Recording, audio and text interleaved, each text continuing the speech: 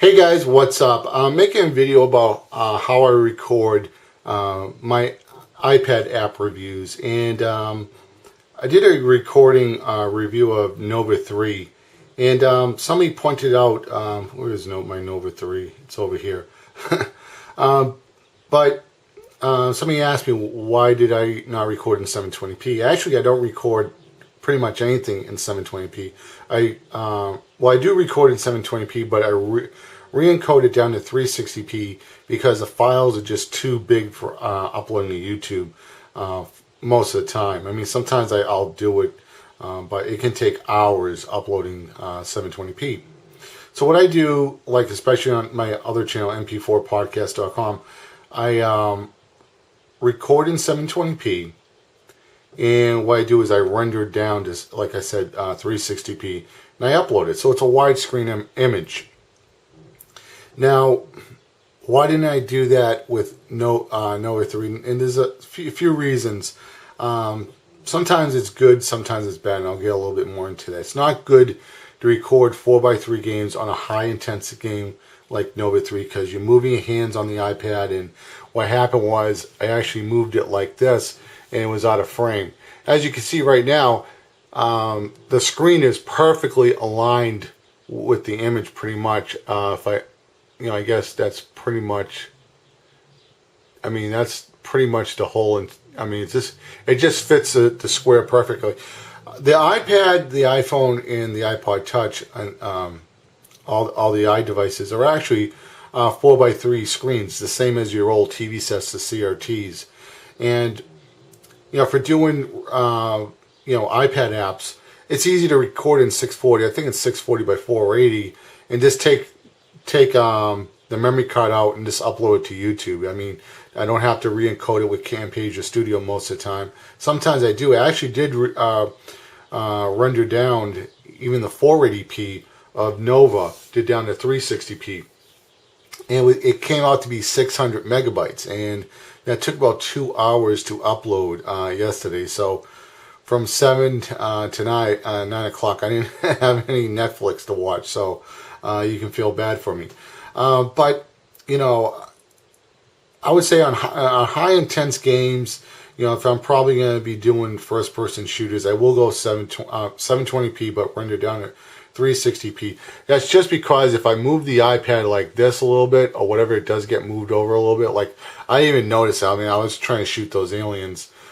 There would be a little bit more room over here to record. It probably, would have been cut down a little bit on this side if it ducked down a little bit like that. But that's pretty much why.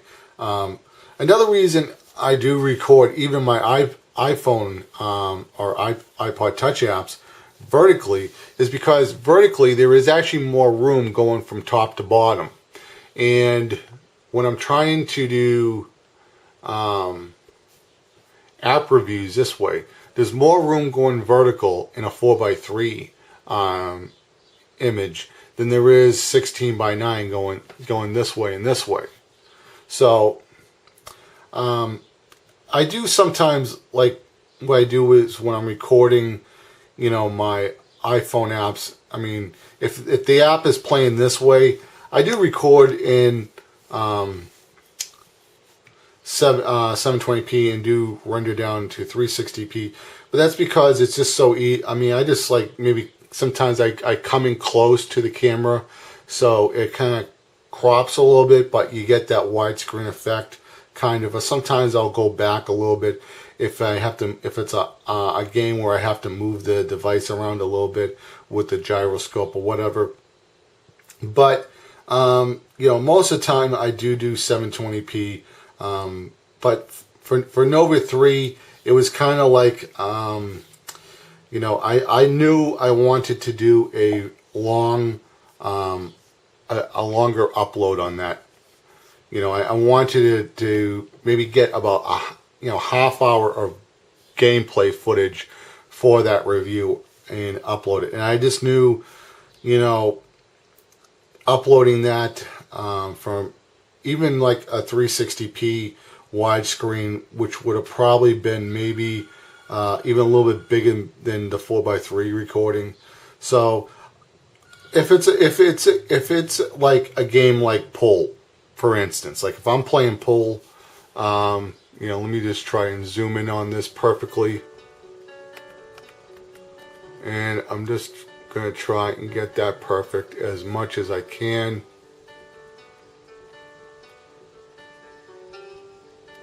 And here we go. And all right.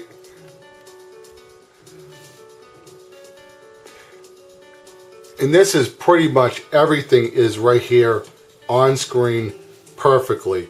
Now, as you can see, I'm just, I think this pool game is actually vertically, but, I'm just going to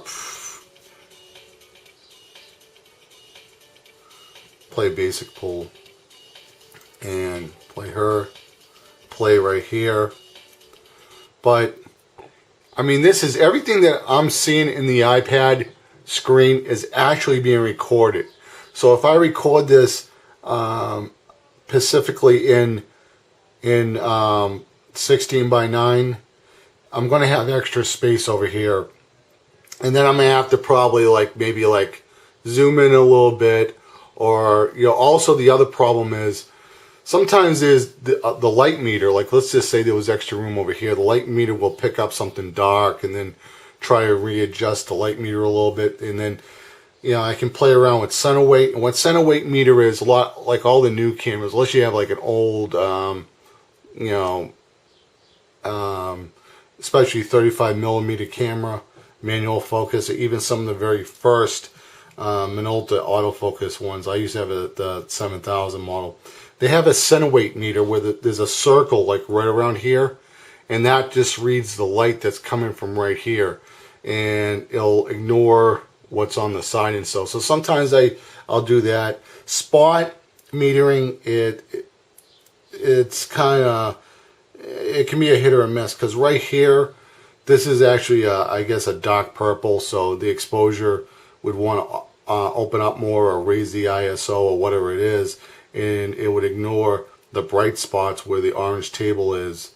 So what I do is I leave it on multimeter metering, and what in the Sanyo that I have, it's they're all little squares. So it takes a square from here, here, here, here, here, here, here, here, and then it takes up a reading all the whole entire image, and then it calculates overall what it thinks it should be best. Now, depending on what brand of camera you have, if it's like my Sanyo, or if I also have a Nikon, I have a Panasonic camera, Canon, Pentax, Olympus. They all have these smart meterings, but sometimes they do make different decisions in what they think is the right exposure. So one tip, if you're into photography or even app reviewing, sometimes you do have to go into manual control and try to readjust it. Sometimes what I do is I record all my gameplay footage or all my app reviews at 60 frames per second, because all this is 60 frames per second or 30 frames. So basically you want to get the same motion of what the game is. Okay, now movies, they record at 24 frames. In the UK, they record their TV shows at 25 frames. And if I'm recording gameplay footage, it can look a little off. It won't look completely normal. It'll look like maybe a little bit more blurry. Not blurry, but some of the essence will be a little bit lost. So I record everything at 30 frames. Now, another tip that sometimes you guys can play around with is setting the ISO. Sometimes you can set the ISO at ISO 50, depending on what camera you have. And then go into manual mode. Make sure the shutter is at 60th of a second. Go into manual mode and then stop playing around with the aperture. You can, go down. Like I went on my Sanyo, I was playing around with it. I have some Gears of War footage on my MP4 podcast channel, which I'll leave links in the description box of this video, just so you can see the exposure of the Gears of War. That was completely manual, and it was filmed with this camera. So what I did was I went 60 frames per second, ISO 50, because remember that you have a big giant light source here, and I think my aperture was 2.4 or 2.8, and I came pretty close to what one could achieve with maybe HD capture card. Not exactly, but I came pretty close. And I mean, if you want to do gameplay footage, you want to get the best is getting a hot pog and a sound mixer and an audio setup. That's the best. Sometimes you don't want to do that, or you don't want to invest into it, or you don't feel like setting it up. The microphone's built into the camera, will pick up the TV and your voice and so on. So sometimes I do gameplays, Xbox or PS3 or Wii or whatever. So you can experiment. So if I'm going to probably just do, apps that are, horizontal, I'll probably, on my iPad channel, probably record them in 4:3.